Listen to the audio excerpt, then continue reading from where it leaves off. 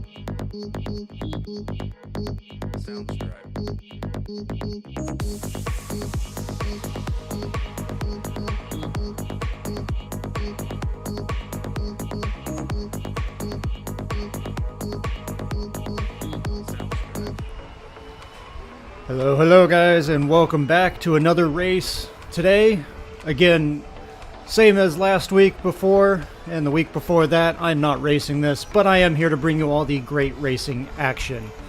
Why am I not racing? Well, to put it simply is, I just want the jersey that's at the end of the series. And Coach doesn't want me racing either. But, with that being said, I am here to bring you the latest, greatest, and exciting action that is going to be today's race. Today's course here is the RGV loop here in France. It's relatively flat, but it's got a little bit of rollers and kickers near the end, so things might get a little bit spicy and dicey as people try and push their efforts and push it to the line. So, we'll see what happens tonight. Haha, welcome to the stream, Corey. I'm not going to pick anything up. Maybe you should pick yourself up and join me. But looks like we've got just about 50 seconds or a little bit less than that till things kick off here. Action's getting moving, pretty dicey, or at least somewhat exciting here for us. But I guess I'll start spinning the legs myself here. I do at least want to get some kilometers and kind of get this bike upgraded, so I am riding at the very least, but I'll be at the back of the pack, not chasing anybody. Alright, 15 seconds till we launch, guys. Oh, good. Save me some, Corey. Alrighty. And off we go, guys. Woo! Alright. Looks like Mogan's kicking things off with an early lead out. Good morning. Yep. About an hour. Alright, Mogan setting the pace pretty fast out of the gate, holding 6.0 watts. 6.0, we've got a few off the back chasing, good and hard as well. Definitely setting a blistering pace right out of the gate here. Not too many people able to respond, but he is draining fast. Look at him go. Not quite got a gap just yet, but people are fighting for that wheel early on. Looks like there's a total of 10 of us today. 6, 7, 8, 9. No, there was 9 of us right out of the gate today. Who is this? Hark Mogan from Australia. Looks like people have caught his wheel, finally coming around as he backs off and settles into a comfortable 5.0 watts per kilo in the back. And through the start banner we go. 2 more still chasing off the back, about 10 and 18 seconds off the back of this front group now. What a blistering pace that was just to start things off. Mogan playing it safe and sitting in now at this point to save his energy and definitely shed some of the non-contenders early on. But if this group does not work together, these guys off the back will catch back on. 10 to 22 seconds. I'm not seeing Plamodon coming back. They're not very motivated. But Morris back here is working to try and bring things back. Wasted his power up though, but keeping it steady, keeping it strong. It is quite possible that Morris here will bring things back, but he is hurting a little bit. Looking at that prime balance as it just slowly ticks down. We actually may not see him come back, but he is trying. He is trying. We're going to keep an eye on Morris here. Still 10 seconds, 11 seconds back. It seems pretty futile at this point. And we got draft riders sitting on the front now, setting the pace. As this group of 6 riders finds their tempo and heads into the flatlands of France.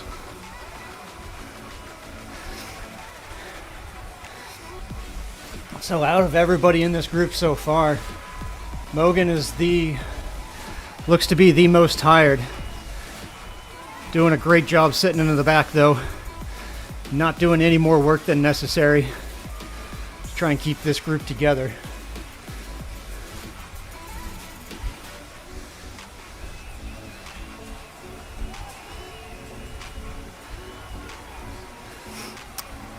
Interesting. It would appear that I am not the last one on the course now. I, of course, have got myself a nice gap ahead of everybody. But it looks like Plamodon has just stagnated. Not sure what's going on there. Looks like they might have left, so. Morris still trucking along here. 4.3, 4.2. Still slowly depleting their reserves on any energy that they're going to have left at the finish. But he is fighting. Unfortunately, fighting a losing battle, it seems.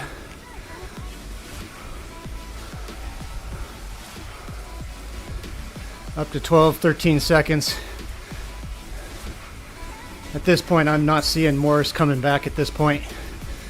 But he can see him just up the road. If you look at that map up there, he is within an eye shot, at least on the map. Can he physically see them though? Up the road, it's kind of hard to tell.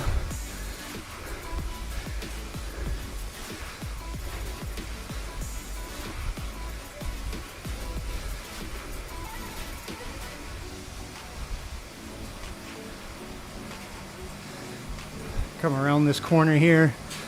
Maybe, no, still not quite.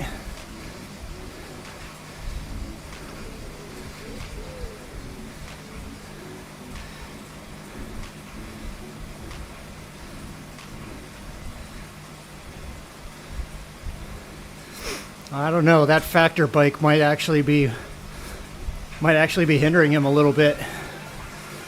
It's certainly not a very fast bike. But this guy is relentless. Keep it up, Morris. You are my hero today. Was not expecting that fast start right out of the gate. And it looks like lead group made a couple little short moves. But nobody's really getting away. It's still just the 6 of them in the front. As Morris struggles to fight back to any wheels they can to get him to the finish line.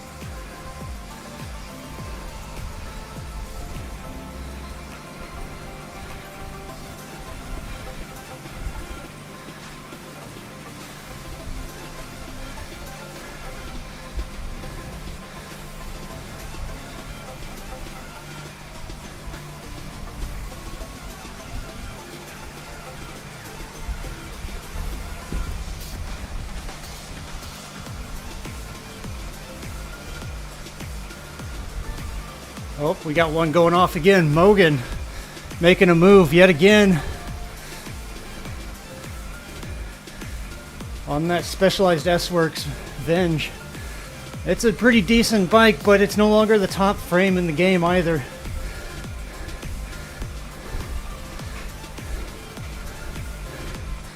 A lot of people responding to that one, pulling them back just to sit on those wheels. And we got Draft coming around. Morgan's being a little cheeky, just trying to get these guys to stay on their toes. It's probably not a bad idea out here. If you're not a confident sprinter for this course, these might not be some bad tactics at all. Let these just keep rolling off the front. Get your power up, get yourself into a comfortable zone. And before you know it, everyone's going to be tired of trying to chase back, and you'll just end up getting away.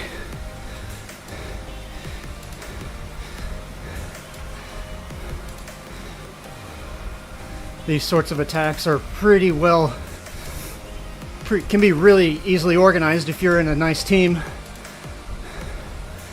But it doesn't seem like Mogan has a team to work for him. Draft is only here on their own as well.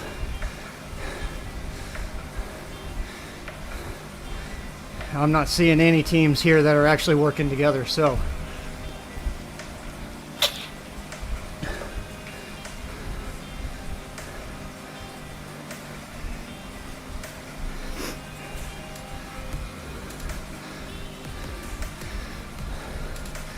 So, at this point, I know it's too early to call anything, but this early on, if this comes down to a sprint finish, looks like my money is going to be on, I'm going to say Davis Oliver. I'm going to guess Davis Oliver is going to be the one to take this final sprint to the line. Maybe followed closely by Andy Jackson. I'm not sure what their power numbers look like or what their PRs are. But these guys are putting out some serious watts here. They might actually be strong contenders for the finish if this all stays together. We've still got the aqueduct to come up, of course. It's going to be one of the notable features on the map. It's a very, very short climb. Nothing super serious. It's maybe a good 40-second effort, if that. But it is a bit of a staircase effort. So folks are able to kind of get a little bit of recovery. It's definitely one for the punchers.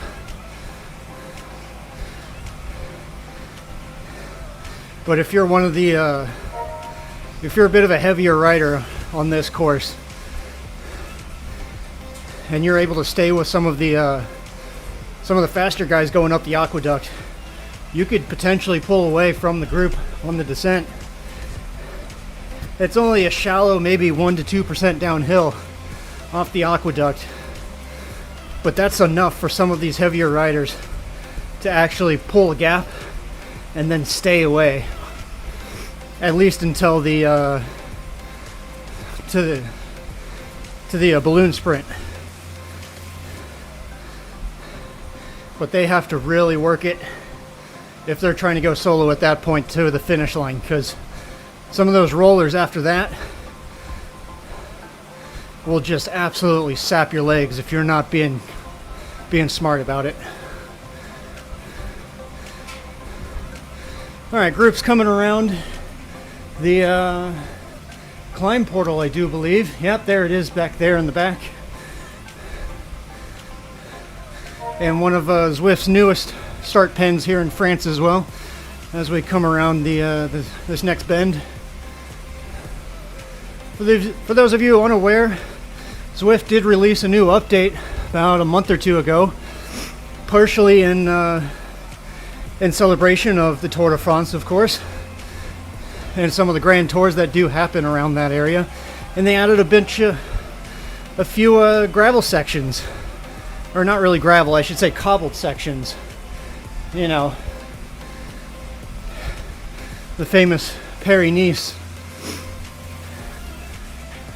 day stage is one for many folks to remember, as it is just cobble sections after cobble sections.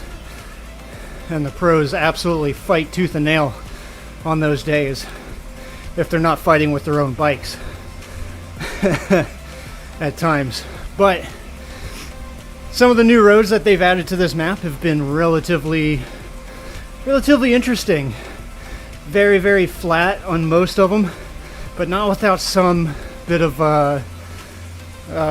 elevation to sniff at. So if you haven't gotten the update, or you're still questioning yourself whether or not Zwift is right for you, I mean, just look at this. These guys are racing on roads on a map that actually looks relatively crisp and fresh. I know it looks pretty virtual and very kind of game-like in the background there, but I tell you what, once you get used to it, you really don't notice the gamification too much. You actually kind of come to enjoy some of the scenery that they put out here. It is quite lovely to ride by and enjoy. Let's check in with DJ Morris back here. Look at him, man. He's not very far behind, but still trucking along. Got himself well below his watt prime balance. This guy is a beast. Look at him go.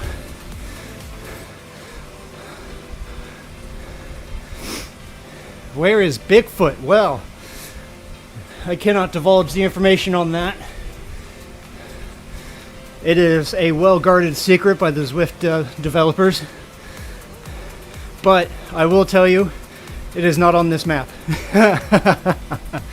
You can find little hints in what do they call them? Easter eggs throughout the map that will allude to Bigfoot in the game. And Bigfoot is out there, as well as the Yeti. If you're ever so lucky enough to be in the right spot at the right time, you can be one of the very few that do get to catch a glimpse of this creature. Lead group just coming around the corner up ahead, and DJ Morris here still trucking along, chasing them down. He's not gaining much time. In fact, he's still losing a little bit of time. A little yo-yoing back and forth, but he is certainly not giving up in the slightest bit. Hats off to Morris here for keeping up with the pack completely solo from the start. This is absolutely heroic effort here. Great stuff.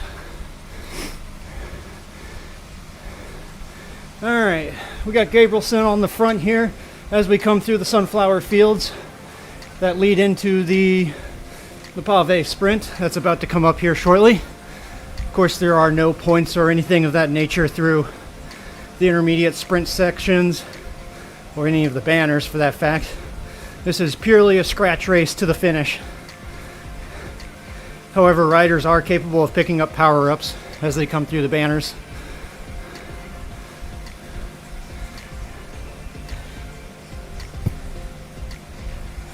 I'm not too sure what the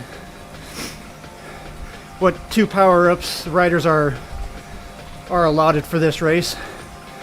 I know the draft van is one of them, but if I had to guess, I would say the aero helmet would be the second. But we'll see what anybody drops as they come through this sprint gate. Some people will just use them to get rid of them so they get a fresh one. Yep, I'm right, the aero helmet. So aero helmet and draft fan are the two possible power-ups for this race. And if you're not careful, these power-ups can be an absolute game changer. I see we've got Oliver making a move here, trying to put a little bit of a dig into the group as they come through the pave sprint.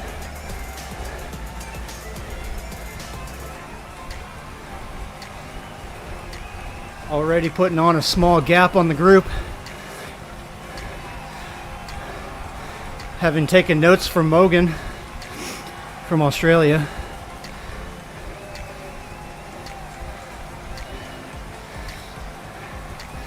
And looks like Oliver's sitting back up. Not quite sure what the move was going to do for anybody. Oh, the ghost power up. Yes, it is. It is quite a good power up if you can use it. It's a very tricky power up to use, or at least timing wise. Because if you're not careful, just dropping it and people are immediately going to notice. But it still does leave people with a bit of a question, and it does put a bit of anxiety into people's heads. Maybe somebody's going to attack when they drop the ghost, or maybe it's a fake out. Or if people don't notice, they just sit in and then you can attack. But it's anybody's call what happens with a ghost power up. But because of that, the game developers were kind enough to prevent anybody from actually using the ghost power up if you're within, I think, 500 meters from the finish, I think is the distance. So there's no saving it to the finish line and then kind of sneakily trying to be sneaky and get past somebody at the finish line. They obviously don't want that to happen. But that's not stopping anybody from doing it through intermediate segments. So there is that to maintain. If you're partaking in a race that does award participation through some of the intermediate stuff.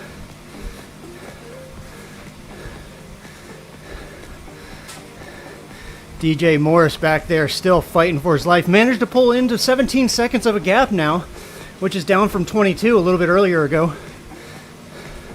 Here comes the aqueduct, the one major feature on today's race. It is not very steep, but it is turning up here to about 5%.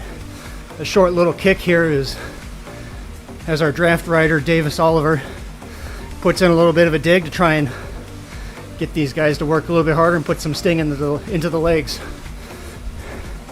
Certainly appears to be working. Sam Lakey is now hurting, just trying to hang on to the group here at this point and digging well deep into his reserves.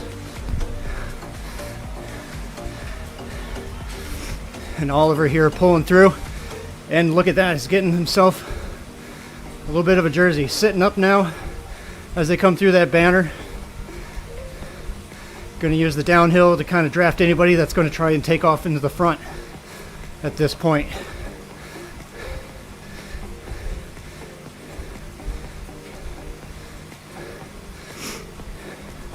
When you're in large groups like this, though, it is difficult for anybody to even try and get away. So I'm not surprised to see anybody not going for any moves at this point.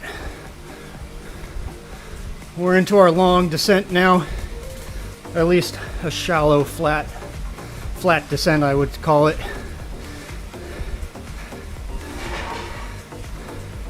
This will take us through a small little town of a grape vineyard. And then from there, we'll head into the lands of one of the chateaus before we head over to the balloon sprint.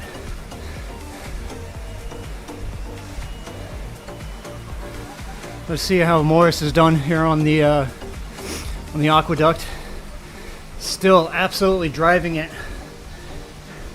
Not trying his damnedest to not give up a single inch of road to these guys ahead who have managed to pull in a now 30-second lead over Morris after that aqueduct.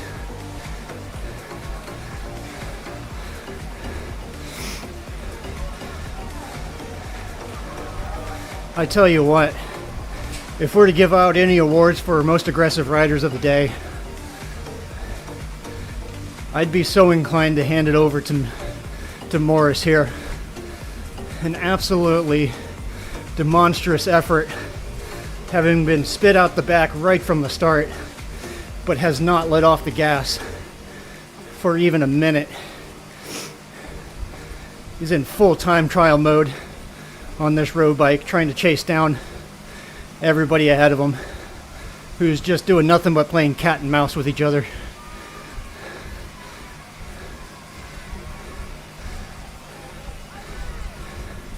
The downside for Morris here is that these guys leading the main group, the main peloton, have not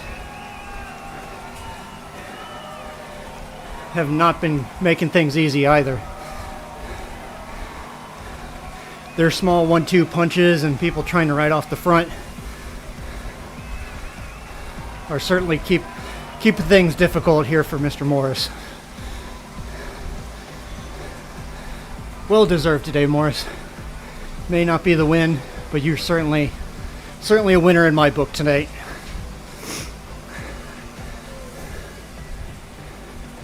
Here we go, riding through the lands of the chateau. As we come around, get a beautiful glimpse of that church. At least I'm assuming it's a church. I cannot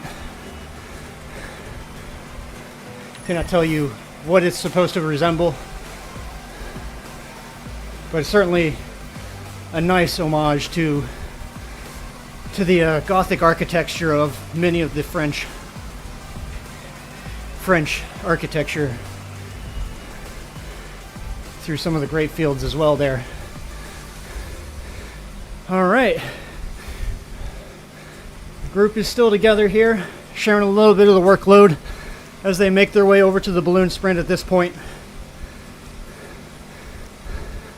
A lot of riders trying to recover a bit after that hard effort up the aqueduct. Looks like Davis Oliver has managed to recover quite nicely after that effort.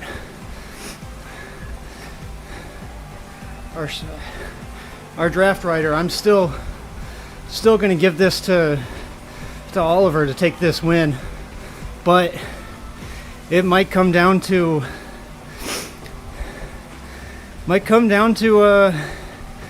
Gabrielson here maybe, or Andy Jackson. If they've got some decent sprint legs, they could possibly take this at the line. It just kind of depends on who's going to be more motivated and who's got the legs as they come through on this. Gabrielson doing a lot of the work for the group at this point. Just kind of setting the pace, doing an easy 3-2. Definitely working, holding close to 300 watts just to do that on the front there. Definitely one of our bigger guys in the group today.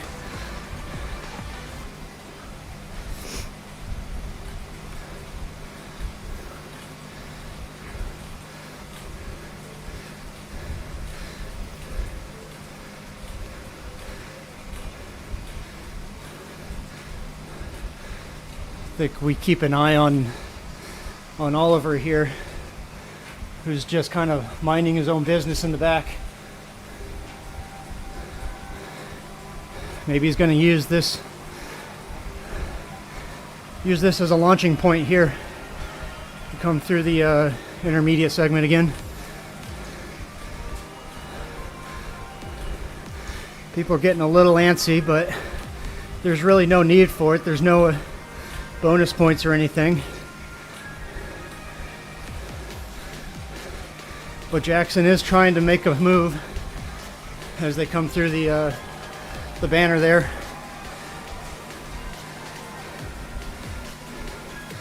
I guess it's just your typical anxiety from some of these riders.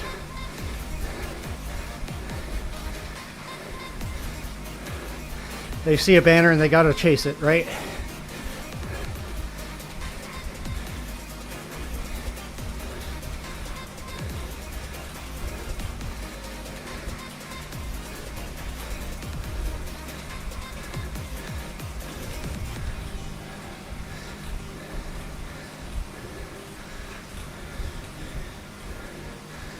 Morris now down to 21 seconds on the group.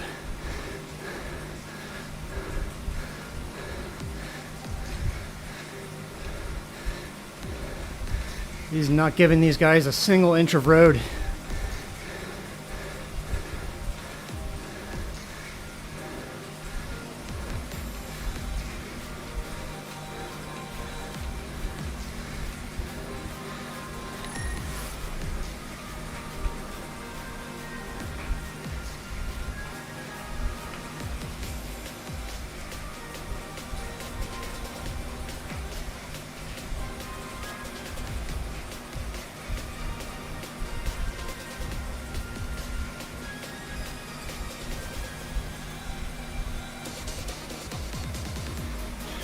I don't know if that sent or not.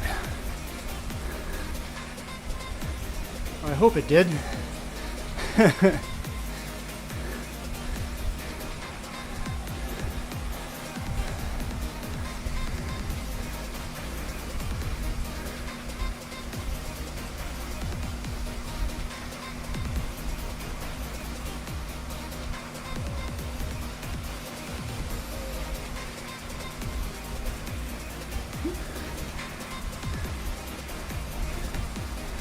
They may not see it because they might be too far up the road.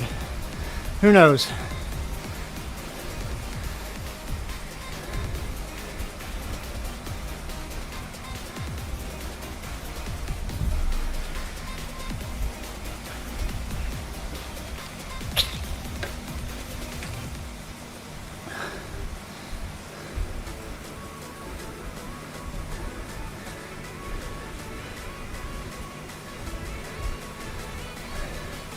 Riding a Ridley bike, interesting. That's not a very common frame to see in races at all. Kudos to you. Is that a felt back there I see as well? And only one person riding the new Specialized S-Works SL8 frame.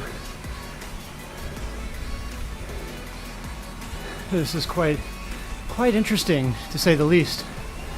Who is that?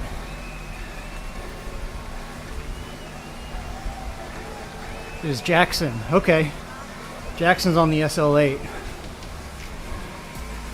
And has a pretty decent chance of taking the win today. But that's not if Oliver has something to say about it today as well. The draft rider in red.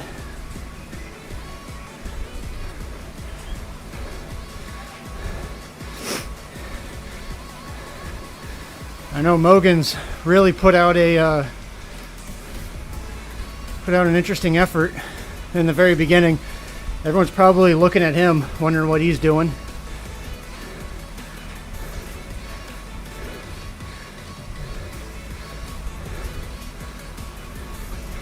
He might try something and go long, but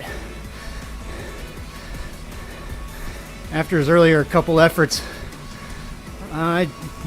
he might. He is recovering, so we'll see what happens here.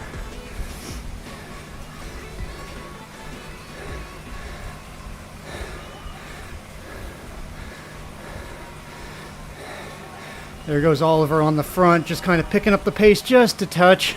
He's probably seeing Morris back there, closing down the gap again, back down to 12 seconds.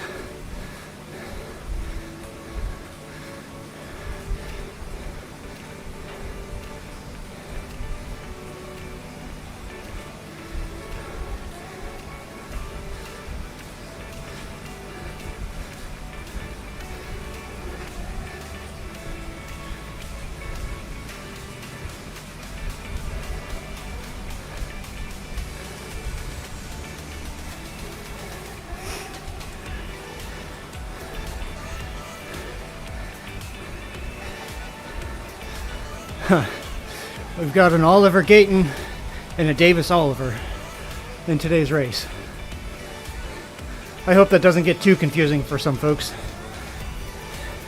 especially those of you that might be coming back to rewatch this heart-pounding action that's happening.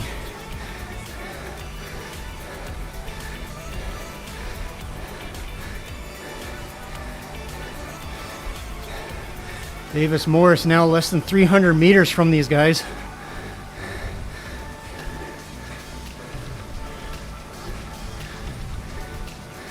It is a slow yo-yo, as I see it dip under 200 meters at this point.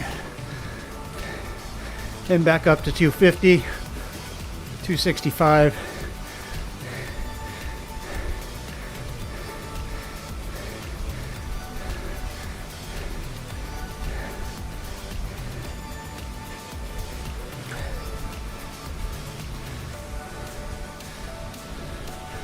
Absolutely brutal fight to the finish for Morris here.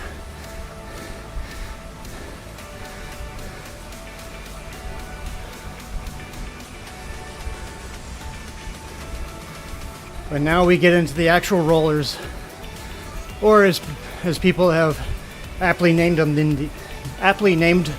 this part of the course, the intestines. It is nothing but twists and turns, left and right, up and down. It certainly makes things very challenging if you're trying to stay on somebody's wheel. So as you come around a corner, you lose just a little bit of a draft. And then of course the hills just add more insult to injury.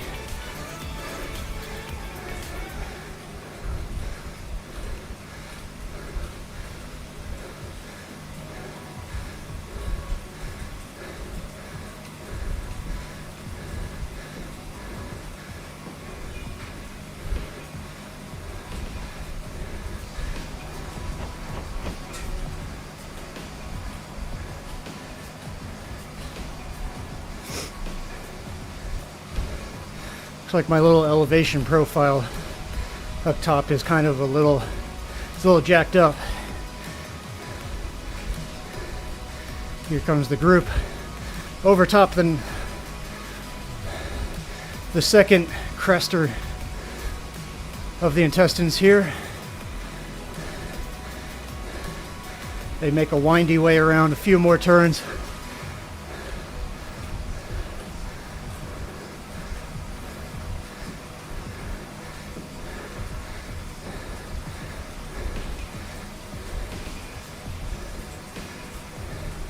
At this point, Gabrielson's setting the pace on the downhill.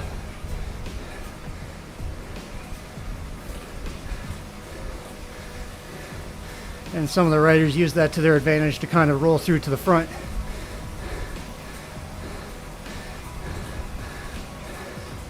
All right, now we start digging into the final rise of the course for the day.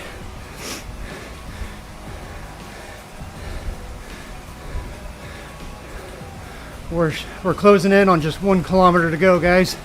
This is where people are going to start getting antsy. Someone's probably going to launch here about 800 meters to go.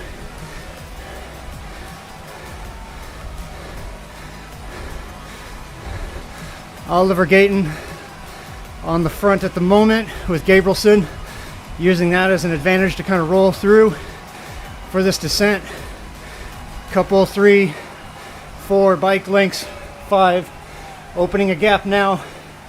Riders are not responding just yet. They are certainly waiting for this to come down to the sprint finish as Gabrielson takes advantage and absolutely emptying the tank for this downhill section leading into the final sprint. Is this going to be enough of a gap to the finish though?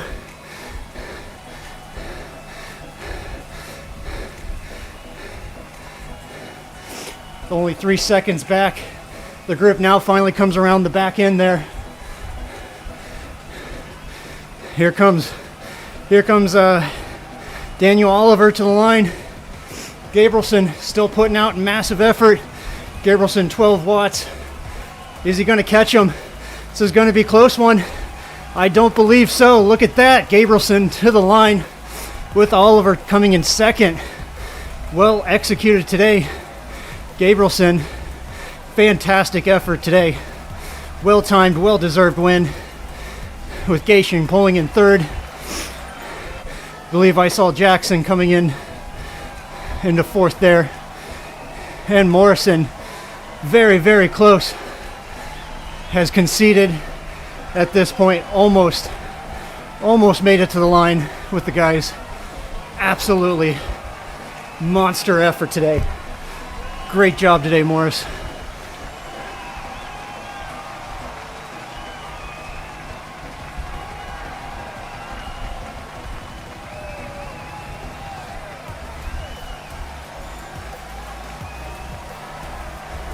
Fantastic work by Morris today. I hope he got my messages. That was absolutely astounding effort on his part today.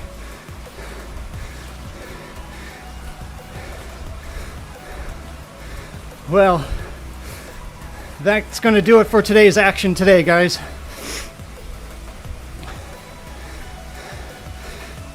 Not much else I'm going to be able to show you today as I just kind of piddle my way to the finish line. That was quite an exciting finish. Gabrielson coming off the front there.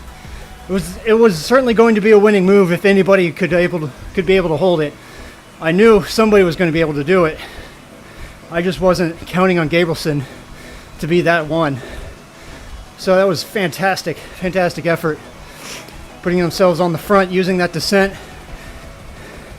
and just banking on everybody kind of looking at each other, thinking, are you chasing? Are you going to chase? And everybody just hoping they could catch him with the sprint at the finish. And it was Davis Oliver from the draft team who almost got him at the line, but started just a little too late on that effort. I think if there was at least a couple more folks that were there to at least lead him out and help close down that small gap that was forming at that point, it could have been a whole different ball game. So great racing today, guys. I tip my hat to you all.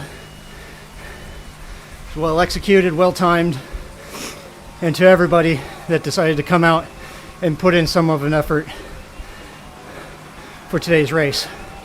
Good job. And of course, how could we forget DJ Morris? That phenomenal solo effort off the back of the group. Absolutely monster effort, man.